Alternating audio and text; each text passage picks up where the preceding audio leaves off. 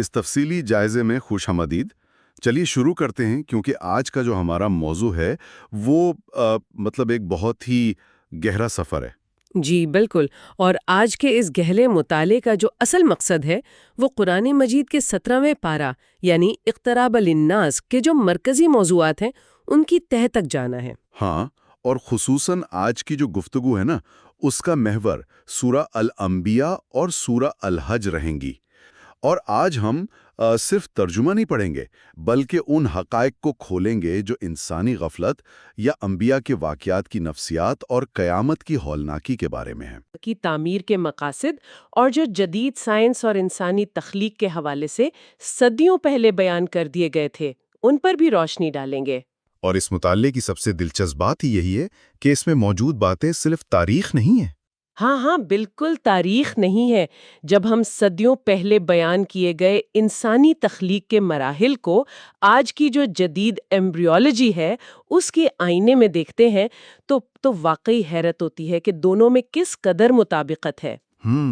اور دوسری طرف انسان کی جو نفسیات ان صورتوں میں بیان کی گئی ہے کہ وہ حساب کتاب کے معاملے میں کس قدر غافل ہے، صحیح، وہ آج کے اس ڈیجیٹل اور تیز ترین دور میں بھی بالکل نہیں بدلی۔ انسان وہی کا وہی کھڑا ہے۔ یہ واقعی سوچنے والی بات ہے۔ اور چلیے اسی نقطے سے آغاز کرتے ہیں۔ سورہ الانبیاء کی پہلی ہی آیت ہے اقترب للناس حسابهم وهم فی غفلۃ معرضون۔ اگر ہم اس منظر کشی کو آج کے دور کے حساب سے دیکھیں تو یہ بالکل ایسا ہے جیسے کسی طالب علم کا کل آخری امتحان ہو اور وہ آج رات بیٹھ کر اپنی موبائل پر لگاتار ویڈیوز دیکھ رہا ہو۔ ہاں بالکل یہی حال ہے ہمارا۔ پتہ ہے کہ حساب کا وقت بالکل سر پر آ گیا ہے، لیکن ایک عجیب سی غفلت چھائی ہوئی ہے۔ آیت کہتی ہے کہ لوگ اس اہم ترین وقت کو کھیل تماشا سمجھتے ہیں۔ اس مثال نے اس آیت کے مفہوم کو بالکل واضح کر دیا۔ دیکھیں، ڈاکٹر اسرار احمد اپنی تفسیر بیان القرآن میں اس غفلت کی نفسیات کو بڑی گہرائی سے کھولتے ہیں۔ اصل میں دنیا کی جو تیز رفتاری اور مادیت ہے یعنی مٹیریلزم جو ہے، اس نے انسان کو اس قدر دھوکے میں ڈال رکھا ہے کہ وہ اپنے انجام سے بس فرار چاہتا ہے۔ فرار چاہتا ہے کیونکہ ہمارا ذہن کسی ایسی چیز پر توجہ دینا ہی نہیں چاہتا جو اس سے اس کی آزادی چھین لے۔ جی، یا اسے جواب دہ بنائے۔ جب بھی کوئی پیغام یا نصیحت آتی ہے تو انسان کا پہلا ری ایکشن اسے سنجیدگی سے لینا نہیں ہوتا بلکہ وہ اس کا مذاق اڑاتا ہے، تاکہ اس کی اپنی بنائی ہوئی جو ایک جھوٹی دنیا ہے وہ برقرار رہے۔ ایگزیکٹلی۔ یہ روش ہزاروں سال پہلے بھی عام تھی اور آج کے اس جدید دور میں جہاں ہمارے پاس حد سے زیادہ معلومات ہے، یہ غفلت اور بھی زیادہ گہری ہو چکی ہے۔ یعنی ٹیکنالوجی تو ایڈوانس ہو گئی لیکن انسانی فطرت وہیں کھڑی ہے۔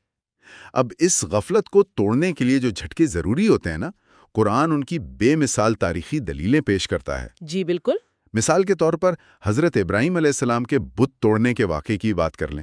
عام طور پر اسے ایک سادہ سے واقعے کے طور پر سنایا جاتا ہے۔ ہاں، بچپن سے ہم سنتے آ رہے ہیں۔ لیکن بیان القرآن اسے ایک زبردست نفسیاتی اور منطقی وار کے طور پر پیش کرتا ہے۔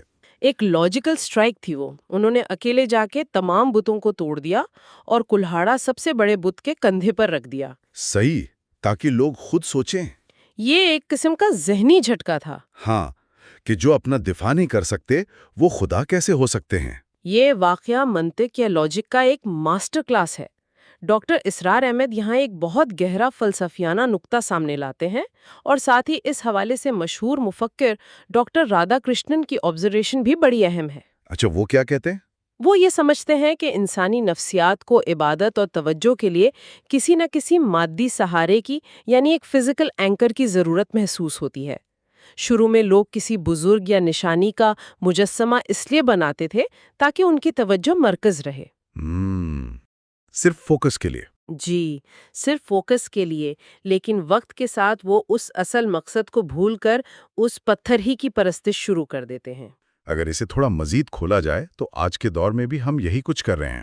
ہم نے پتھر کے بت تو شاید چھوڑ دیے ہیں لیکن دولت، شہرت اور سٹیٹس کے نئے بت تراش لیے ہیں۔ بالکل 100% صحیح بات ہے۔ ان چیزوں کو ہم نے اپنی زندگی کی کامیابی کا مرکز بنا لیا ہے اور ان کی پرستش میں ہم لوگ اس قدر مگن ہیں کہ جو اصل مقصد حیات تھا وہ پیچھے چھوٹ گیا ہے۔ اور حضرت ابراہیم علیہ السلام نے دراصل اس ذہنیت پر وار کیا تھا۔ انہوں نے اپنی قوم کو احساس دلایا کہ تم جن مادی سہاروں پر تکیہ کیے بیٹھے ہو وہ خود کتنے بے بس ہیں۔ بالکل ٹھیک کہا۔ اور اس منطقی شکست کے بعد ہی قوم نے غصے میں آ کر انہیں آگ میں ڈالنے کا فیصلہ کیا تھا۔ پھر وہاں وہ عظیم معجزہ رونما ہوا جہاں اللہ تعالیٰ نے آگ کو حکم دیا کہ بردن و سلامہ یعنی ٹھنڈی اور سلامتی والی ہو جائے۔ اب یہاں ایک اہم بحث جنم لیتی ہے۔ ہاں، اور یہ بحث آج کے ان پڑھے لکھے اور جدید ذہنیت رکھنے والوں کے لیے بہت اہم ہے جو ہر چیز کی ایک سائنٹیفک توجیح چاہتے ہیں۔ ایک عام جدید ذہن جب آگ کے نہ جلانے کا واقعہ سنتا ہے تو وہ فوراً سوچتا ہے کہ شاید وہاں کا کیمیکل ری ایکشن کچھ اور ہوگا، یا شاید لکڑی میں نمی ہوگی۔ ہاں، وہ ہر قیمت پر اسے ایک نیچرل فینومینا ثابت کرنا چاہتا ہے۔ اور یہی وہ جگہ ہے جہاں بیان القرآن میں ڈاکٹر اسرار احمد نے سر سید احمد خان جیسے مفکرین کے تصورات پر رائے دی ہے۔ دیکھیں، سر سید کی کوشش یہ رہی کہ وہ ہر معجزے کو کسی نہ کسی طبعی قانون یعنی فزیکل لا کے تحت لے آئیں۔ صحیح۔ لیکن قرآن کا موقف اس معاملے میں بالکل صاف ہے۔ یہ اس کائنات کے قوانین کی حفاظت کا مسئلہ نہیں ہے بلکہ ان قوانین کے بنانے والے کا مسئلہ ہے۔ یعنی آتھر کا مسئلہ ہے۔ ایگزیکٹلی۔ آگ میں جلانے کی خاصیت اس کی اپنی ذاتی نہیں ہے بلکہ یہ خاصیت اسے اللہ نے دی ہے۔ جیسے ایک پروگرامر اپنے بنائے ہوئے سافٹ ویئر کی کوڈنگ کو کسی مخصوص وقت کے لیے اوور رائڈ کر سکتا ہے۔ واہ، کیا مثال دیا آپ نے۔ ہاں، ویسے ہی اس کائنات کا خالق جب چاہے اپنے ہی بنائے ہوئے کیمیکل اور فزیکل قوانین کو معطل یا سسپینڈ کر سکتا ہے۔ معجزہ کہتے ہی اسے ہیں جو عام طبعی قوانین کے خلاف ہو۔ اسے کسی نیچرل لا کے خانچے میں ڈالنا اصل میں معجزے کی حقیقت ہی کو ختم کر دینا ہے۔ یہ سافٹ ویئر اور کوڈنگ والی مثال اس تصور کو بالکل کلیئر کر دیتی ہے میری نظر میں۔ خدا قوانین کا پابند نہیں ہے، قوانین خدا کے پابند ہے۔ صحیح بات ہے۔ اب اگر ان واقعات کے سلسلے کو آگے بڑھائیں تو انبیاء کی زندگیوں میں صرف باہری دشمنوں اور آگ جیسے معجزات کا ذکر نہیں ہے، بلکہ ان آزمائشوں کا ذکر بھی ہے جو بالکل ذاتی اور جسمانی تھی۔ جی، حضرت ایوب علیہ السلام اور حضرت یونس علیہ السلام کے واقعات یہاں انتہائی اہم ہیں۔ حضرت ایوب کی آزمائش تو جسمانی تکالیف اور بیماری کی ایک انتہا تھی، اور ان کا صبر ایک ایسی مثال بن گیا جو آج بھی لوگ دیتے ہیں۔ ان کی آزمائش واقعی صدیوں کے لیے ایک سبق ہے، لیکن میں یہاں اس بات پر غور کروانا چاہوں گی کہ حضرت ایوب کی آزمائش اور حضرت یونس کی آزمائش میں ایک بنیادی فرق تھا۔ اچھا، وہ کیا؟ حضرت ایوب کی تکلیفیں ان پر باہر سے آئی تھیں، جبکہ حضرت یونس علیہ السلام کی آزمائش ان کے ایک ایسے عمل کا نتیجہ تھی جہاں انہوں نے اپنی قوم کی نافرمانی سے بیزار ہو کر اللہ کی اجازت کے بغیر وہاں سے ہجرت کر لی تھی۔ صحیح، اور نتیجتاً وہ ایک مچھلی کے پیٹ میں پہنچ گئے۔ جی، یہ اس بات کا واضح اشارہ ہے کہ اللہ اپنے انبیاء کے معاملے میں کتنا حساس ہے۔ ان سے ایک چھوٹی سی بھول پر بھی احتساب کیا جاتا ہے۔ اور اس مچھلی کے پیٹ کے غپ اندھیرے میں جو دعا مانگی گئی، لا الہ الا انت سبحانک انی کنت من الظالمین، تیرے سوا کوئی معبود نہیں، تو پاک ہے، بے شک میں ہی ظالموں میں سے تھا۔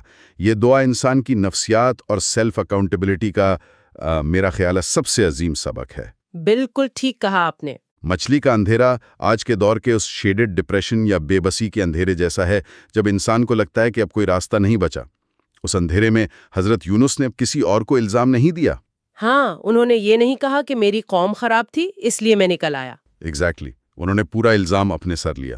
یہی وہ ٹرننگ پوائنٹ ہے جو اس واقعے کو ہر انسان کے لیے عملی سبق بناتا ہے۔ بیان القرآن سکھاتا ہے کہ نجات کا اصل راستہ اپنے عیب چھپانے یا خود کو وکٹم ثابت کرنے میں نہیں ہے۔ ہمیں عادت ہوتی ہے وکٹم بننے کی۔ ہاں، جب تک انسان اپنے غلطی کا کھلے دل سے اعتراف نہ کرے اور اللہ کی پاکی بیان نہ کرے وہ اس اندھیرے سے نکل ہی نہیں سکتا۔ ایکسٹریم اونرشپ یعنی اپنی غلطی کی مکمل ذمہ داری قبول کرنا اور پھر اپنے رب کی طرف رجوع کرنا، یہ مچھلی کے پیٹ سے نکلنے کا واحد راستہ تھا، اور آج ہماری زندگیوں کی الجھنوں سے نکلنے کا بھی یہی راستہ ہے۔ ذاتی اور انفرادی آزمائشوں کے ذکر کے بعد جب ہم دیکھتے ہیں کہ سورہ الحج آغاز ہوتی ہے تو قاری کو ایک زبردست جھٹکا لگتا ہے۔ بات انفرادی آزمائشوں سے نکل کر پوری کائنات کی سب سے بڑی آزمائش یعنی قیامت کے دن پر چلی جاتی ہے۔ جی، وہ منظر ہی ایسا ہے۔ سورہ الحج کے شروع میں جو منظر کشی کی گئی ہے وہ واقعی رونگٹے کھڑے کر دینے والی ہے۔ ایک ایسا زلزلہ جس کے خوف سے دودھ پلانے والی مائیں اپنے بچوں کو بھول جائیں گی، حاملہ عورتوں کے حمل گر جائیں گے۔ اور منظر بیان کیا گیا ہے کہ لوگ نشے میں دھت لگیں گے، حالانکہ انہوں نے کوئی نشہ نہیں کیا ہوگا، بلکہ خوف اور عذاب کی شدت انہیں اس حال تک پہنچا دے گی۔ اس قدر ہولناک تصویر کشی کی بنیادی وجہ کیا ہے آخر؟ اس کی بنیادی وجہ وہی غفلت ہے جس کا ذکر ہم نے اس جائزے کے آغاز میں کیا تھا۔ انسان اس وقت تک اپنی جھوٹی دنیا اور کھیل تماشوں سے باہر نہیں آتا جب تک اسے کسی انتہائی شدت والے انجام کا خوف نہ دلایا جائے۔ صحیح بات ہے۔ کو ایک بالکل عقلی اور منطقی دلیل دی گئی ہے جو دوبارہ زندہ کیے جانے یعنی ریزریکشن پر شک کرتے تھے، اور یہ دلیل ایسی ہے جس نے آج کی سائنس کو بھی حیران کر رکھا ہے۔ ہاں، یہ حصہ سچ میں کسی بھی پڑھے لکھے انسان کا ذہن جھنجھوڑنے کے لیے کافی ہے۔ قرآن انسانی تخلیق کے مراحل گنواتا ہے، مٹی سے لے کر نطفہ، پھر علقہ، پھر مدغہ اور پھر ہڈیوں اور گوشت کا بننا۔ اس تفصیلی جائزے کے اہم نکات میں ایک حوالہ کینیڈا کی ٹورانٹو یونیورسٹی کے مشہور پروفیسر اور ماہر ایمبریولوجی ڈاکٹر کیتھ مور کا آتا ہے۔ جی بالکل۔ جب انہوں نے قرآن میں بیان کردہ ان اصطلاحات کو دیکھا تو وہ دنگ رہ گئے۔ قرآن نے لفظ علقہ استعمال کیا ہے جس کے معنی ایک جونک یا خون کے لوتھرے کے ہیں، اور مدغہ جس کا مطلب ایک ایسی بوٹی ہے جسے دانتوں سے چبایا گیا ہو۔ اور ڈاکٹر مور کی ریسرچ نے یہ تسلیم کیا کہ صدیوں پہلے استعمال کیے گئے یہ الفاظ کس قدر واقعی اور تصویری ہیں۔ ابتدائی مراحل میں ماں کے رحم میں ایمبریو بالکل ایک جونک یا لیچ کی طرح دکھتا ہے، حیرت انگیز۔ اور اس کا عمل بھی جونک جیسا ہوتا ہے۔ وہ ماں کے خون سے اپنی خوراک کھینچتا ہے، ٹھیک جیسے ایک لیچ خون چوستی ہے۔ اس کے بعد جب ایمبریو مدغہ کی سٹیج پر آتا ہے تو اس پر سومائٹس بن جاتے ہیں جو بالکل دانتوں کے نشانات جیسے لگتے ہیں، جیسے کسی نے بوٹی کو چبا کر تھوک دیا ہو۔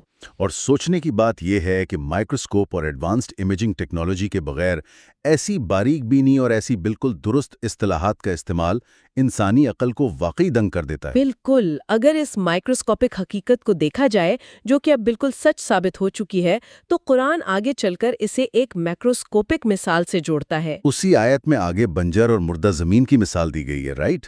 ہاں، جس طرح ایک بے جان اور خشک زمین پر جب بارش کا پانی گرتا ہے تو وہ اچانک زندہ ہو اٹھتی ہے اور اس میں سے مختلف قسم کی نباتات نکل آتی ہیں۔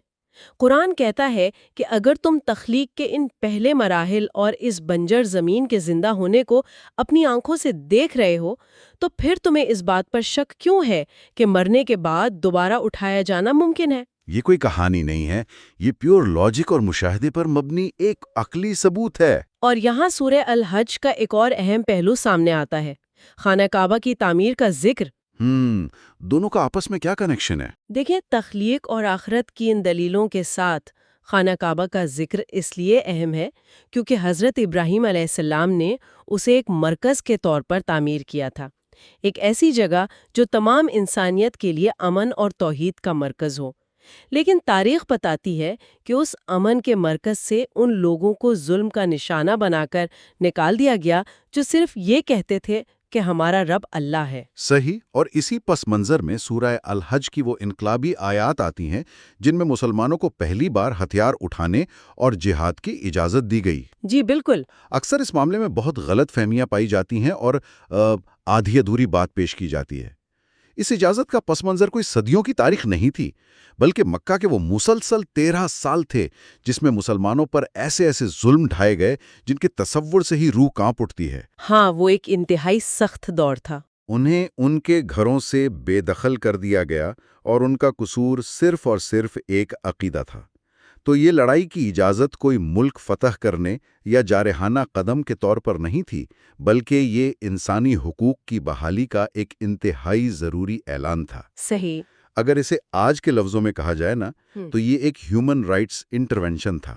بہت صحیح نکتہ ہے یہ۔ بیان القرآن میں ڈاکٹر اسرار احمد واضح کرتے ہیں کہ اس اجازت کا بنیادی مقصد دنیا سے فتنے اور فساد کو ختم کرنا اور عدل و انصاف قائم کرنا تھا۔ اور اس آیت کی خوبصورتی یہ ہے کہ اس میں صرف مسجدیں بچانے کا ذکر نہیں ہے۔ اچھا، تو اور کس کا ذکر ہے؟ قرآن واضح طور پر کہتا ہے کہ اگر اللہ لوگوں کو ایک دوسرے کے ذریعے دفع نہ کرتا، یعنی ظالموں کو نہ روکتا، تو خانقاہیں، عیسائیوں کے گرجا گھر، یہودیوں کی عبادت گاہیں اور مسجدیں دھا دی جاتی جن میں اللہ کا نام کثرت سے لیا جاتا ہے۔ یہ بات واقعی قابل غور ہے کہ عبادت گاہوں کی حفاظت میں سب سے پہلے دوسرے مذاہب کی عبادت گاہوں کا ذکر کیا گیا ہے۔ اس سے یہ ثابت ہوتا ہے کہ جہاد کی یہ ابتدائی اجازت کسی ایک مخصوص دھرم کو دوسروں پر زبردستی مسلط کرنے کے لیے نہیں تھی، بالکل نہیں تھی۔ بلکہ یہ مذہبی آزادی اور فریڈم آف بلیف کی حفاظت کے لیے ایک قانونی اور اخلاقی فرض تھا۔ ظلم کو روکنے کے لیے طاقت کا استعمال وہاں ضروری ہو جاتا ہے جہاں باتیں اور دلیلیں اثر کرنا چھوڑ دیں۔ یہ حق اور انصاف کی وہ جنگ تھی جس کا مقصد عبادت گاہوں کے تقدس کو پامال ہونے سے بچانا تھا۔ اور اس پوری بحث کو اگر ہم سمیٹیں تو ہم دیکھتے ہیں کہ سورہ الانبیاء اور سورہ الحج مل کر انسان کو اس کی غفلت سے بیدار کرنے کا ایک مکمل نظام پیش کرتی ہیں، چاہے وہ ابراہیم علیہ السلام کا بت توڑنا ہو جو ہماری اندھی تقلید پر وار کرتا ہے، یا یونس علیہ السلام کی پکار ہو جو ہماری انا کو ختم کر کے اصل احتساب سکھاتا ہے، اور پھر ایمبریولوجی سے لے کر بارش سے زمین کے زندہ ہونے تک ہر چیز آخرت اور اس ہولناک دن کے آنے کا عقلی اور تحقیقی ثبوت فراہم کرتی ہے۔ اور آخر میں ظلم کے خلاف کھڑا ہونا اس بات کا ثبوت ہے کہ اللہ دنیا میں امن اور انصاف کا قیام چاہتا ہے۔ جی بالکل۔ اس تفصیلی جائزے کا ہر نقطہ ذہن کے کسی نہ کسی بند دروازے کو ضرور کھولتا ہے۔ ان باریک حقائق اور ان کی نفسیاتی گہرائیوں کو سمجھنے میں آج کا یہ سفر واقعی لاجواب رہا۔